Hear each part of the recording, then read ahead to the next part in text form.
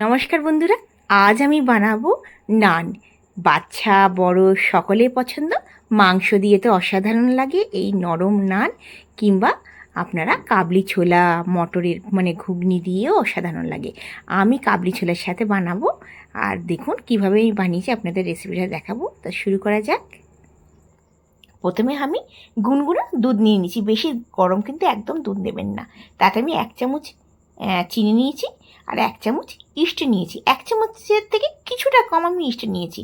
ইস্টটা আমি 5 মিনিটের জন্য রেখে দেবো। এটা ইনস্ট্যান্ট ইস্ট, এটা আপনারা চাইলে ময়দার মধ্যেও দিয়ে করতে পারেন, আমি দুধের মধ্যে দিয়ে করছি।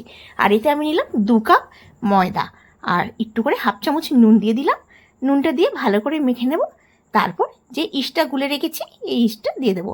আপনারা দুধটা কিন্তু গুনগুনা গরমেতে দেবে, বেশি গরমে কিন্তু ইস্টটা একদম গুলবেন না। আপনারা ইনস্ট্যান্ট ইস্ট যদি নেন তাহলে ইস্টটা আপনারা ময়দার মধ্যেও দিতে পারেন। 1/2 চামচ থেকে কিছুটা বেশি আমি নিয়েছি, আর আমি একটু দুধের মধ্যে গুলে নিয়েছি। আপনারা যেটা ইচ্ছা দুধেও গুলতে পারেন, আবার ময়দাতেও নিতে পারেন। আচ্ছা, এবার আমি পুরো দুধটা দিয়ে দিলাম, দিয়ে মেখে নিচ্ছি। আর জল দেবো, কারণ ওইটুকুনি দুধেতে হবে না। আমি দুধ নিয়ে নিয়েছিলাম, 1/2 কাপ দুধ নিয়েছিলাম। আচ্ছা, এবার 2 কাপ ময়দাতে আর একটুখানি জল লাগবে। আচ্ছা, আমরা যে ময়দাটা মাখবো এটা কিন্তু একটুখানি নরম ডো হবে, এটা মাথায় রাখবেন। শক্ত কিন্তু একদম মাখবেন না, শক্ত মাখলে কিন্তু অসুবিধা হয়ে যাবে, ফুলবে না ভালো। এটা দেখুন অনেকটা হাতে লেগে যাচ্ছে, চিটচিট হচ্ছে, কোনো অসুবিধা নেই। এবার আমি এই কাচের বাটিতে রেখে আর একটু করে হাতে তেল দিয়ে দেবো, দেখুন উপর থেকে তেলটা দিয়ে দেবো। আর ঢাকা দিয়ে আমি মাইক্রো ওভেনে রেখে দেবো 1 ঘন্টার জন্য। 1 ঘন্টাতে ফুলে যাবে। আর আপনাদের কাছে যদি তাড়াহুড়া থাকে আপনারা আধা ঘন্টা থেকে 40 মিনিট রাখবেন, তাহলেও হবে। আমি 1 ঘন্টার জন্য মাইক্রোওভেনে রেখে দেবো। দেখুন 1 ঘন্টা হয়ে গেছে, অনেকটা ডবল সাইজের হয়ে গেছে। আরও যদি 1 ঘন্টা রেখে দিলাম তাহলে কিন্তু আর একটু ফুলতো। আর আমার কাছে সময় ছিল না, কারণ মাখতে মাখতে দেরি হয়ে গেছিলো। তো এবার আমি দেখুন হাতে নিয়ে একটু মেখে নেব। বাচ্চারা ভীষণ এই নান রুটি ভীষণ পছন্দ করে। মাংসর সাথে তো দারুণ লাগে, মটনের সাথে অসাধারণ লাগে। হ্যাঁ, আর আমি ঘুগনি না, ছোলা, কাবলি ছোলা যেটা হয় সেটা বানিয়েছি।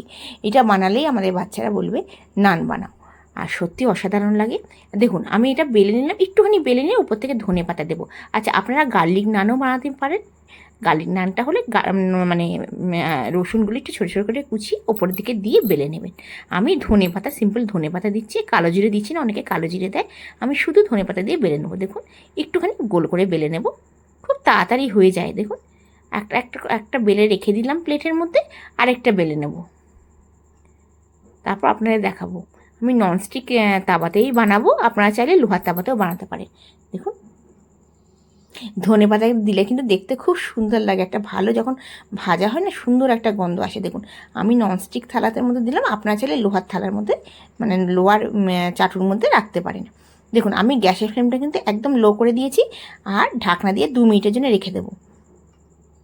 আর দেখুন বাটারটা আমি একটু গলিয়ে নিয়েছি। ওপর থেকে না আমি বাটার ব্রাশ করব। অবশ্যই বাটারটা করলে এত সফট হয়। আপনারা চেষ্টা করুন অবশ্যই নান রুটিতে বাটার লাগাতে। অনেকে ঘি লাগায়, কিন্তু ঘিয়ের থেকে বাটার কিন্তু ভীষণ ভালো টেস্ট হয়, দারুণ লাগে। এবার দেখুন 2 মিনিট হয়ে যাবে, আমি একটুখানি উল্টে দেবো। উল্টে পাল্টে এটা 1 মিনিটের জন্য রেখে দেবো। হালকা যে বাটার দিয়েছি তো দেখুন কি সুন্দর কালারটা এসছে। আপনার নান রুটিটা 4 থেকে 5 মিনিটের মধ্যে কমপ্লিট হয়ে যাবে। এক সাইডটা 2 থেকে 3 মিনিটের জন্য রাখবেন। অবশ্যই লো টু মিডিয়াম ফ্লেম করবেন, ফ্লেমে একদমই হাই করবেন না। একটু ফুলে উঠলে বাটারটা ব্রাশ করে ওটাকে উল্টে দেবেন। দেখুন আমার তো চায়ের সাথে ভীষণ ভাল লাগে এই নান রুটি। আমি চায়ের সাথে আর কিচ্ছু চাই না, সকালবেলা কিংবা বিকালের দিকে চায়ের সাথে আমি খাই। আমার ময়দার রুটিও ভীষণ ভাল লাগে, আর চায়ের সাথে এটা ভাল লাগে। আচ্ছা, আমি একটুখানি বাটারটা দুদিকে লাগিয়ে দিলাম। আপনারা চাইলে একদিকেই একদিকে লাগাই ভালো। আমার ছেলে বললো যে মা দুদিকে লাগিয়ে দিলাম, ঠিক আছে লাগিয়ে দেবো। আচ্ছা দেখুন তাওয়াটা একটুখানি গরম হয়ে গেছে, আমি এটা দিয়ে দেবো। দিয়ে আর ঠিক ঘড়ি দেখে 2 মিনিটের জন্য লো ফ্লেমে রাখবো। আর এটা মাথায় রাখবেন, একটুখানি যখন ফুলে উঠবে তখন ঢাকনাটা তুলে বাটার ব্রাশ করবেন। দেখতে কিন্তু খুব সুন্দর লাগে বাটার ব্রাশটা করতে, ভীষণ নরম থাকে বাটারটা। যখন হয়ে যাওয়ার পর বাটারটা শুকিয়ে যাবে, তারপর আবার খাওয়ার সময় আবার বাটারটা লাগিয়ে দেবেন। এটা কিন্তু গরম গরম খেতে কিন্তু ভালো হয়, ঠান্ডা করে খেলে কিন্তু একদম ভাল লাগবে না। একবার বানিয়ে দেখুন, দারুণ লাগবে। গরম গরম খুলছে, তার সঙ্গে ছোলা। আজকের ভিডিওটা আপনাদের কেমন লাগলো অবশ্যই জানাবেন। যদি ভালো লেগে অবশ্যই সাবস্ক্রাইব করার অনুরোধ রইল। আপনারা ভালো থাকবেন, সুস্থ থাকবেন, এই নিয়ে আজকে ভিডিওটা শেষ করছি। আবার আসবো নতুন দিনে নতুন ভিডিও নিয়ে। ধন্যবাদ।